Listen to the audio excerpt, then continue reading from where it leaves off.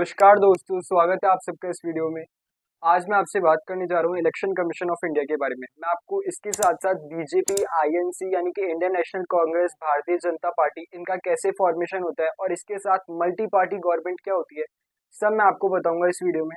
तो चलिए शुरू करते हैं। Election commission of India Bharat की एक independent constitutional autonomous body. Autonomous body का मतलब हो जाता है इंडिपेंडेंट बॉडी, यानी कि ये किसी के भी अंडर में नहीं आती, ये अपना काम इंडिपेंडेंटली करती है। इंडिपेंडेंटली कैसे करती है? जैसे हमारी जुडिशरी यानी कि supreme court, high court, district court, ये इंडिपेंडेंटली वर्क करती है। इनको कोई डिसीजन देना पड़ता है तो कोई एक गवर्नमेंट या फिर किसी के बेसिस पे डिसीजन नहीं देती है, खुद की मर्जी से जो रूल ऑफ लॉ में लिखा होता है उसके बेसिस पे देती है। वैसे ही जो हमारी इलेक्शन कमीशन है वो भी इंडिपेंडेंटली काम करती है। अब मैं आपको बता दूं कि जो इलेक्शन कमीशन ऑफ इंडिया है इसका इस्टेब्लिशमेंट होता है 25 जनवरी 1950। हमारा जो इंडियन प्रियम्बल है उसमें लिखा हुआ है कि India is a socialist, secular, sovereign, democratic और रिपब्लिक कंट्री। जब जवाहरलाल नेहरू के ऑब्जेक्टिव रिजोल्यूशन आए थे, ऑब्जेक्टिव रिजोल्यूशन क्या है? आज के टाइम का प्रियम्बल।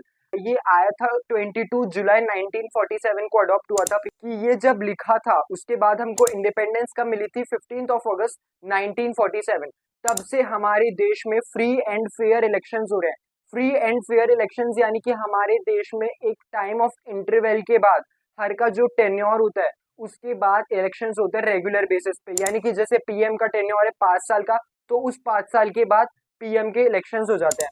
लोकसभा का टेन्योर 5 साल का है तो उसके बाद इलेक्शंस हो जाते हैं। अब यहाँ पे कुछ एक्सेप्शंस भी आ जाते हैं, जैसे कि इमरजेंसी के टाइम पे जो टेन्योर है ये बढ़ भी सकता है, बट फिर भी उसके बाद आपको इलेक्शंस करवाने होते हैं। अब ये जो इलेक्शंस करवाता है ये बेसिकली कौन करवाता है? ये इलेक्शन कमीशन ऑफ इंडिया का। पर इलेक्शन कमीशन ऑफ इंडिया जो है ये कई ग्राउंड्स पे इलेक्शन नहीं कर सकती। जैसे कि लोकल अथॉरिटी पे election commission of India elections नहीं करवा सकती। लोकल अथॉरिटी से मैं बात कर रहा हूँ म्युनिसिपैलिटीज और पंचायत की। म्युनिसिपैलिटी का प्रोविजन दिया हुआ है 74th अमेंडमेंट में, और जो पंचायत है उनका प्रोविजन दिया हुआ है 73rd अमेंडमेंट पे। ये आया था पीवी नरसिम्हा राव के टाइम पे। अब जो पंचायत और म्युनिसिपैलिटीज के ग्राउंड पे election commission of India elections नहीं करवा सकते, तो आप सोच रहे होंगे फिर इनके ऊपर कौन इलेक्शंस करवाता है? तो यहाँ पे इलेक्शंस करवाती है हमारी स्टेट इलेक्शन कमीशन।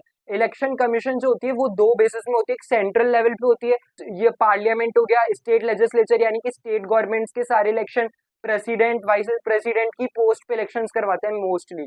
और जो स्टेट इलेक्शन कमीशन होता है ये छोटी पोस्टों पे काम करता है। छोटी पोस्ट यानी मेयर हो गया, जिला परिषद हो गया, सरपंच हो गया, इन पोस्टों पे। अब मैं आपको बता दूं कि हमारे जो फर्स्ट जनरल इलेक्शंस हुए थे वो हुए थे 1951-52 में। अब यहाँ पे जो हमारी फर्स्ट चीफ इलेक्शन कमिश्नर बनते हैं श्री सुखमुर सेन, इनका टेन्योर रहता है 1950 से 58 तक का। अब ये जो होते हैं ये इंडियन सिविल सर्वेंट होते हैं, तो इनका इलेक्शन होता है फिर ये बनते हैं। अब इस टाइम पे जो हमारे इंडिया में इलेक्शन का सिस्टम चलता था वो था बैलॉट सिस्टम। ईवीएम्स या वीवीपैट का ऑर्गेनाइजेशन हुआ 2003 या 4 से कह सकते हैं आप, जब हमारी इंडियन टेरिटरी में इलेक्शन ये इनका यूज हुआ। पर जो ईवीएम यानी कि इलेक्ट्रॉनिक वोटिंग मशीन, जिससे हम आज इजीली वोट कर सकते हैं कहीं भी,